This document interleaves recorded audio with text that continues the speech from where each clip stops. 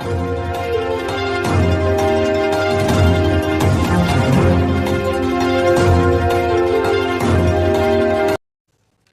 प्रसाद यादव जी विस्तृत वार्ता आपके साथ करें। आदरणीय तेजस्वी यादव जी। बहुत बहुत धन्यवाद राजेश जी। और यहाँ सभी हमारे महागठबंधन के नेता बैठे हैं और सभी पत्रकार बंधु, press media, electronic media, print media और सारे पोर्टल और यूट्यूबर्स का आज के प्रेस कॉन्फ्रेंस में आप सब लोगों का स्वागत है। और जैसा कि आप सब लोग पहले से ही जानते थे और हम लोगों ने पिछली बैठक में भी आप लोगों को सूचित किया था कि आज की हम लोगों की बैठक जो है कांग्रेस कार्यालय बाद अलग अलग जो हमारे साथी दल हैं उनके यहाँ भी हम लोग बैठेंगे और बैठकें जो है वो करेंगे। तो आज जैसा पहले से तय था, आज हम लोगों की बैठक हुई और सबने शोक जताया जो पहलगाम में आतंकवादी हमले हुए और पर्यटकों पर हमला हुआ, जिसकी निंदा हम सब लोगों ने की। और शुरुआत हम लोगों ने जो है 1 मिनट का मौन रख के अपनी बैठक की शुरुआत की। आप सब लोगों को आतंकवाद के खिलाफ का निंदा प्रस्ताव भी हम लोग पेश करेंगे और जब पेश करेंगे तो उससे पहले जो 10 प्रमुख बातें हैं उसमें आप लोगों को बताना चाहिए। लेकिन इससे पहले जो हमारा इंडिया अलायंस जो महागठबंधन हम लोगों ने तय किया है कि कल हम लोग जो है कैंडल मार्च शाम 7 बजे इनकम टैक्स से तक हम लोग करेंगे।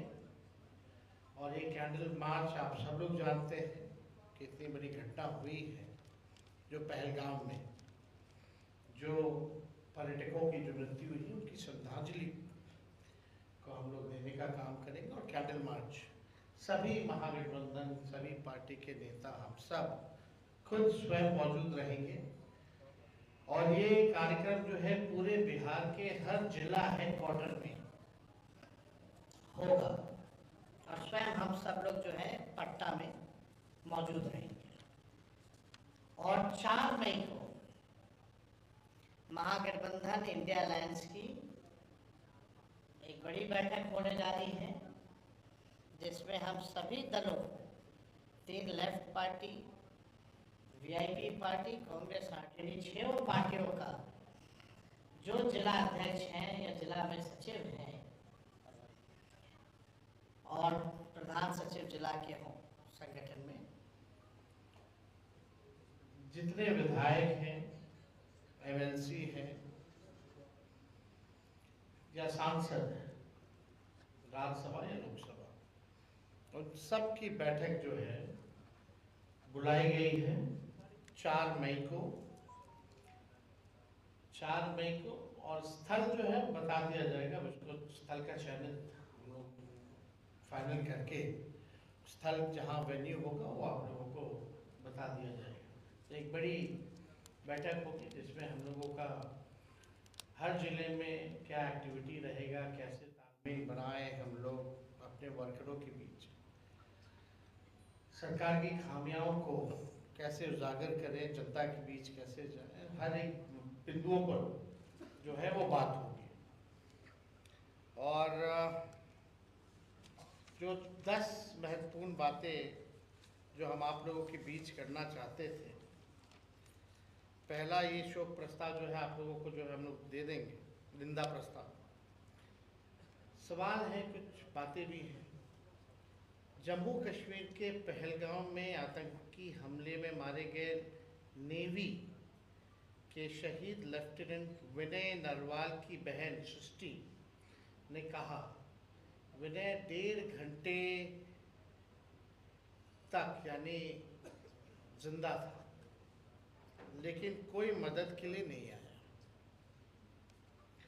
प्रश्न ये उठता है कि जब एक ही स्थान पर लगभग 2000 पर्यटक मौजूद थे, तो उनकी सुरक्षा के इंतजाम क्यों नहीं किए गए?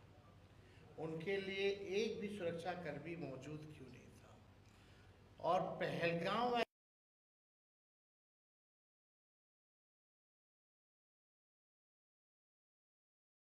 ऐसा जगह है ऑलरेडी हाई सिक्योरिटी जोन में आता है, क्योंकि कई हजारों में पर्यटक वहाँ रहते हैं पहले से। ऐसी घटना होना, लेफ्टिनेंट हमारे 1.5 घंटे तक जिंदा रहे, तड़पते रहे कि सहयोग कुछ मिले, नहीं मिल पाया।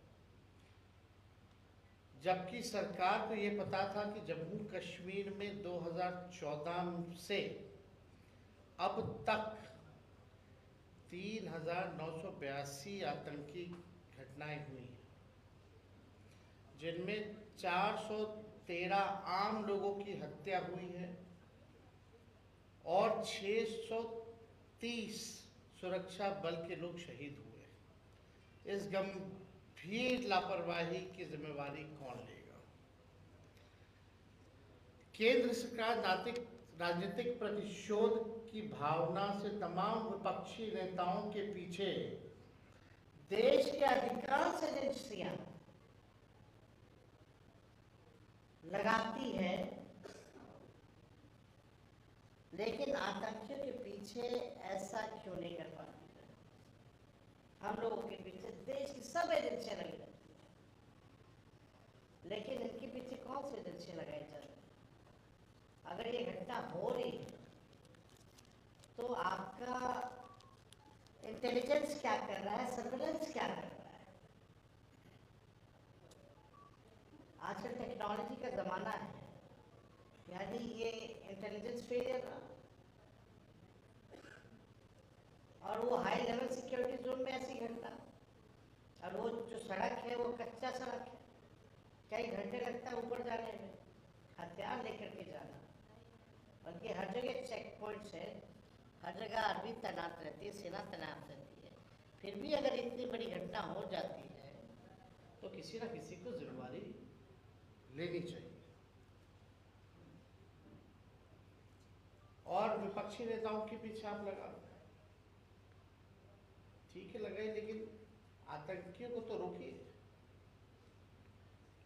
पुलवामा कांड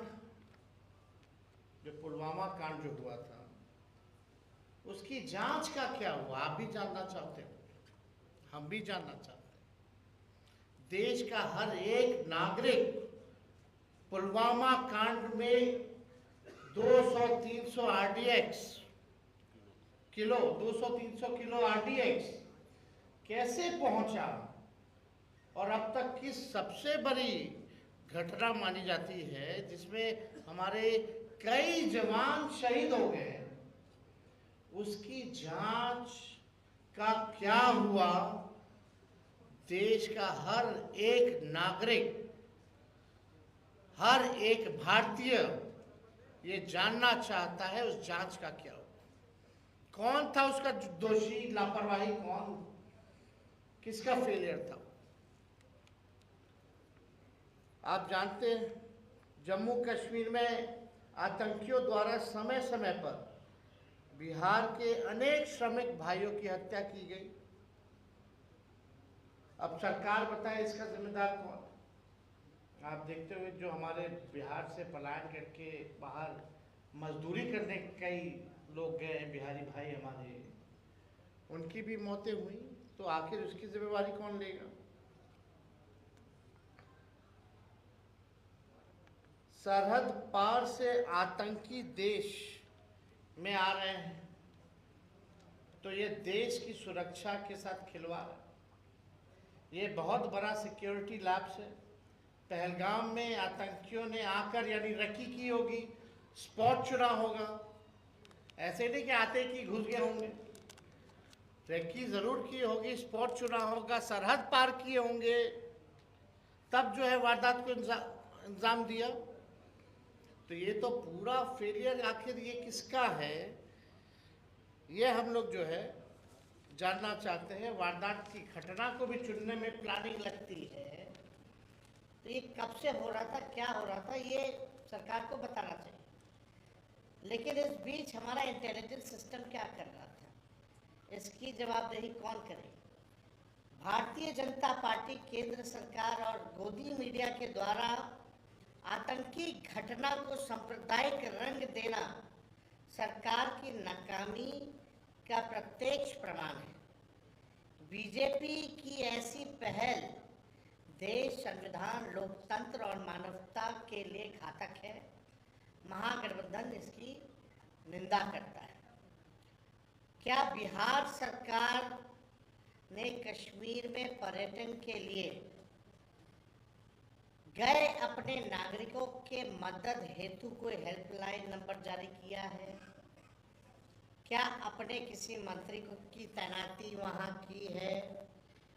बिहार के नागरिकों की सुरक्षित वापसी सुनिश्चित किया है? क्या बिहार सरकार प्रधानमंत्री की रैली में इतनी व्यस्त है कि उसे अपने नागरिकों की सूद लेने का भी समय नहीं है? तो ये जो सवाल जो है, ये हम जानना चाहते हैं बिहार के अचेत मुख्यमंत्री जी से।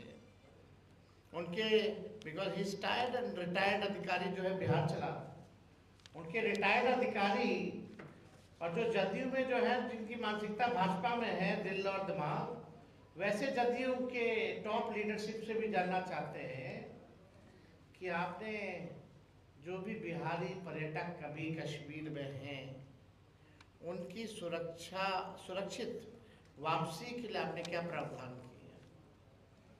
नागरिकों के लिए क्या किया? कोई हेल्पलाइन नंबर आपने दिया है? किसी मंत्री या रेसिडेंशियल कमिश्नर जो दिल्ली में रहते हैं उसकी ड्यूटी आपने लगाई है? क्या बिहार निवास को भी वहाँ कोऑर्डिनेशन में लगाया गया है?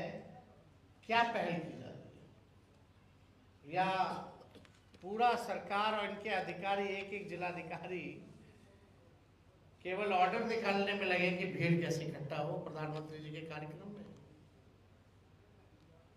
प्रधानमंत्री जी आए, बिहार आए, और हमें पूरा विश्वास था कि बिहार तो वो जरूर आएंगे क्योंकि चुनावी वर्ष है। कानपुर में भी आज प्रोग्राम था, लेकिन कानपुर का प्रोग्राम रद्द हो गया। वो मधुबनी आए, बिहार आए, मधुबनी आए, क्योंकि बिहार में चुनाव है। अच्छी बात है, आते रहे, लेकिन दुख की बात यह है कि आप मधुबनी वो इलाका है जहां बिहार में सबसे ज्यादा पिछड़े हैं, गरीब हैं, वहीं से सबसे ज्यादा पलायन होता है, बेरोजगारी वही है, और बाढ़ ग्रसित इलाका है। अब तक पिछला कोसी में जो बाढ़ आया था, तो मानना चाहते प्रधानमंत्री एक बार भी झांकने आए या टीम भी भेजी सर्वे के लिए कि कितना वहां नुकसान हुआ? कोई स्पेशल पैकेज दिया? बिहार जो है लगभग 76% बिहार का लैंड जो है बाढ़ ग्रसित रहता है, 76%। और खास तौर पे क्या प्रधानमंत्री जी से हम जानना चाहते हैं, क्या ये सच नहीं है कि आपने पिछले बार बिहार को कुछ नहीं दिया बाढ़ जब आया था तो कोसी में? या एक बार भी 11 साल से जब से प्रधानमंत्री हैं, बाढ़ नियंत्रण के लिए आपने कोई प्रयास किया क्या? हम प्रधानमंत्री जी से ये भी जानना चाहते हैं, गुजरात में भी बाढ़ आया, अब बिहार में 76% बिहारी जो है बाढ़ से ग्रसित रहता है, लैंड हमारा ग्रसित रहता है, तो आप गुजरात को बिहार से ज्यादा दिए कि नहीं दिए बाढ़ राहत के नाम पे? ये मेरा जेन्युइन सवाल है। इस पे प्रधानमंत्री जी ने क्या कहा? और हम लोग विपक्ष के लोग जानना चाहते हैं कि बिहार आए, जिस इलाके आए हैं, मधुबनी, मिथिला, क्यों 11 साल आपके प्रधानमंत्री रहते हुए, अब 20 साल नीतीश जी के मुख्यमंत्री, डबल इंजन सरकार रहते हुए, वो इलाका अब तक इतना गरीब, बेरोजगार और वहां सबसे ज्यादा पलायन क्यों है? एक भी चीनी मिल, जूट मिल आपने खोला हो तो बताओ, कोई कारखाना लगाया हो तो बताओ, कोई फैक्ट्री लगाई, कोई उद्योग लगाया हो तो वो बताए प्रधानमंत्री जी। प्रधानमंत्री जी तो ऐसे हैं कि शमशान में भी शहनाई बजा दे। जो प्रधानमंत्री जी है हमारे, रोकिए, कहां से ये कौन जिम्मेवारी लेगा? आप भाषण में आप पिछड़ा, दलित, वंचित, शोषित, हर बार शोषित, वंचित सामाजिक न्याय की बात कर रहे थे। आपने ये क्यों नहीं बताया कि आप देश में जाति जनगणना क्यों नहीं करा रहे? और जब हम लोग प्रस्ताव लेके प्रधानमंत्री जी से मिलने गए थे तो आपने मना क्यों किया था कि आप नहीं कराइएगा? और जब बिहार के लोगों ने, हम लोगों ने, महागठबंधन की सरकार ने 17 महीने में जाति आधारित गणना कराया, 65% आरक्षण अति पिछड़ा दलित आदिवासियों का बढ़ाया, तो आपने 9वीं अनुसूची में शेड्यूल 9 में हमारा कैबिनेट का सिफारिश को आपने मंजूर क्यों नहीं किया? या जितने राज्य आरक्षण बढ़ा रही हैं, पिछड़ों का, अति पिछड़ों का, दलितों का, उन राज्यों को आप शेड्यूल 9 में क्यों नहीं डाल रहे? जैसे तमिलनाडु का है। और आपने 65% आरक्षण को आपने फंसा के रखा है। इसके लिए आपने क्या किया? तो ये बिहार है, इस गंभीर विषय में, गंभीर समय में पूरा देश, हम पूरा विपक्षी दल एकजुट है और हम लोग चाहते हैं कि आतंकवादियों को जवाब मिले। लेकिन जवाब सरकार को भी देना चाहिए, मौजूदा सरकार को, भारत सरकार को बताना चाहिए इतना बड़ा कैसे ये आतंकवादी सफल हो गए इस घटना को अंजाम देने में। या पुलवामा का जांच रिपोर्ट क्या है, कब आएगा, क्यों नहीं बताया जाता? और बिहार सरकार से हम जानना चाहते हैं कि आप पूरा समय चुनाव में, चुनाव प्रचार में आप लगाए हो। प्रधानमंत्री जी की रैली में फुर्सत है सबको जाने का, सब केंद्र मंत्री का, लेकिन एक भी केंद्र मंत्री की तैनाती नहीं की गई, एक भी राज्य के मंत्री की तैनाती नहीं की गई कि जो भी हमारे टूरिस्ट जो बिहार के हैं, कश्मीर में, उनको सुरक्षित कैसे वापस लाए? तो ये गंभीर सवाल है जिस पे आज हम सभी साथी बैठ करके हम लोगों ने चर्चा की है और अपनी बातों को आप लोगों के समक्ष भी रखा है। और आगे का जो हमारा कार्यक्रम होगा वो भी हम लोगों ने बताया। जो मेन कोऑर्डिनेशन कमेटी है वो पूरी तरीके से तैयार है और उसमें अलग अलग कोऑर्डिनेशन कमेटियों का भी हम लोगों ने निर्माण किया है, विच इज़ इंटरनल, बट आप लोग तो सब लोग जानते हैं। इसमें मीडिया के भी कोऑर्डिनेशन के लिए भी है, स्पोक पर्सन का भी है, मैनिफेस्टो का भी है, सोशल मीडिया का भी, इस तरह के और भी कोऑर्डिनेशन कमेटी का निर्माण हम लोगों ने किया है ताकि बिहार के सवाल को मजबूती के साथ हम विपक्ष के लोग उठाते रहें। तो और कोई अगर कोई सवाल होगा तो आप लोग पूछ सकते हैं।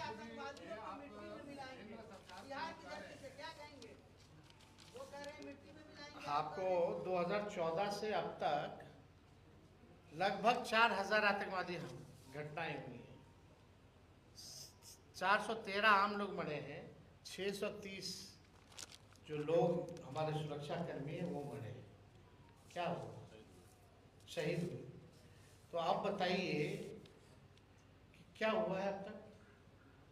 क्या आपको पुलवामा में इतनी बड़ी घटना में क्या जांच क्या हो रहा है, नहीं हो रहा है, क्या हुआ है, क्या आपको पता नहीं चलना चाहिए? देश के नागरिकों को नहीं पता चलना चाहिए कि किसकी जिम्मेवारी थी वो?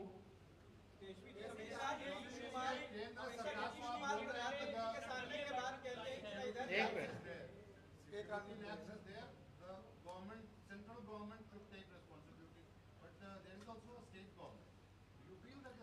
do you think that that's a union territory and police comes under the home ministry or the state government? But have you called the chief minister for the review meeting? Have you called the chief minister for the review meeting? When home minister went for the meeting, LG was there. Why didn't he invited the chief minister? मतलब मुख्यमंत्री को आपने बुलाया नहीं। एक तो union territory है, police Jammu Kashmir सरकार के अंतर्गत नहीं है, वो भी गृह मंत्रालय के अंतर्गत है, केंद्र सरकार के अंतर्गत है। और आप बैठक हो रही है, आप वहाँ के मुख्यमंत्री को नहीं बुला ले, गवर्नर साहब को बुलाए हो। हम तो तय नहीं कर रहे ना, हम ये क्वेश्चन रेज कर रहे हैं, लेकिन दिख तो यही रहा। फिर आप उनको कैसे, इंटेलिजेंस हो, सर्विलेंस हो, मिलिट्री हो, स्टेट पुलिस हो, सब तो आपका केंद्र सरकार के अंतर्गत है। और हमेशा प्रधानमंत्री के सामने ये कहते हैं ना, इधर जाएंगे ना उधर जाएंगे, ये गलती हो गई। और जब भी प्रधानमंत्री आते हैं इस तरीके का भाषण प्रधान नीतीश कुमार का रहता है, उनका कहना है कि आपके साथ रहे कुछ नहीं हुआ, एनडीए के साथ आए तो विकास हुआ। देखिए, हम इस पे कोई टिप्पा टिप्पणी, मुख्यमंत्री जी पे कोई टिप्पा टिप्पणी हम नहीं करना चाहते। आप भी स्थिति को जान रहे हैं उनकी, हम भी जान रहे हैं, और बिहार के 13-14 करोड़ भी उनकी स्थिति को जान रहे हैं। उनसे हम सवाल नहीं पूछना चाहते, ना हम उनको कुछ कहना चाहते हैं। बस एक बात जरूर है कि उनको स्थिति में देख करके हमको पीड़ा होती है। एक अच्छा, just a minute, are you ready for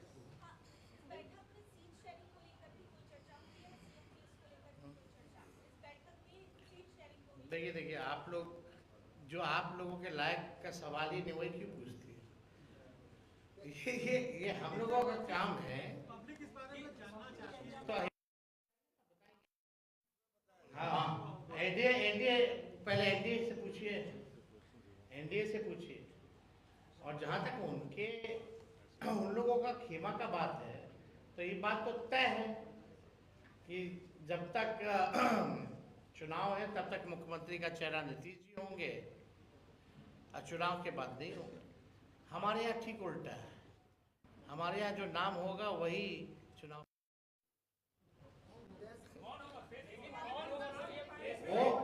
वो पिछले बैठक में स्पष्ट कर दिया गया था।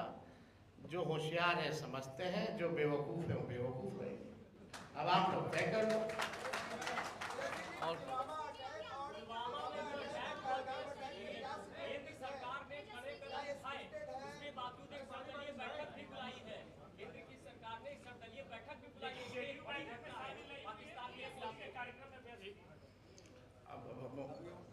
आपको अभी तक ये बात नहीं समझ गया है पत्रकार महोदय, जदयू अब रही नहीं, क्यों बीजेपी हो गई है।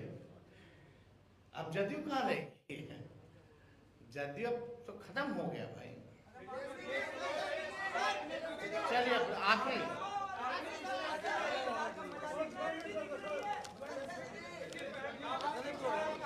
चलिए बहुत बहुत थैंक यू।